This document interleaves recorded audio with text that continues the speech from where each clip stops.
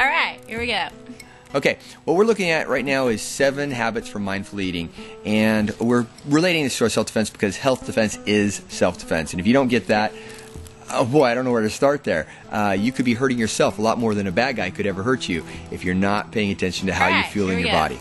All right, okay, what we're looking at right now is 7 habits for mindful eating. Okay, number 1, honor your food. It's very hard to honor a food if you don't know where it comes from, and if you don't really care about the nutritional value. So please honor your food by honoring where it comes from, the value of it in terms of the value to your body, not what it costs, the value to your health.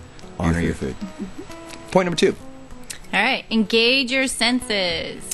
That would be the taste, the sight, the beauty of it, the aroma, the touch, the texture, the sound. What's on your mind when you're eating that food? Well, you're gauging your senses. So when I talk about the taste and the sight and the beauty of it, I know when I make a salad, I like to how much more color can I put into it than just like green and dressing. I want it to look like an art piece.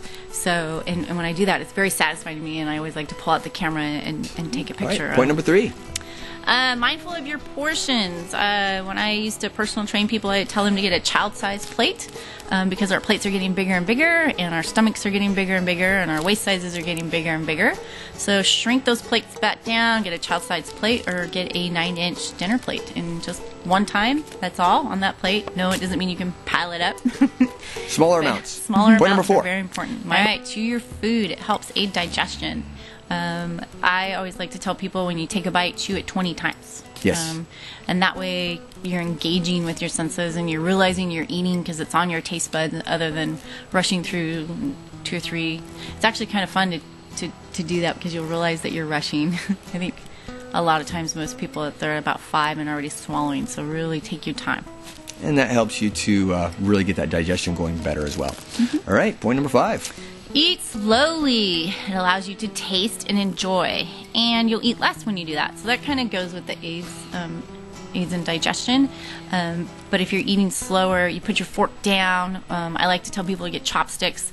You take a bite, put it down, chew 20 times, look around. Doesn't mean read, doesn't mean look at the computer, doesn't mean watch a movie while you're doing this, and that's a whole nother subject that we didn't cover on this, but just be mindful of it and eat slowly.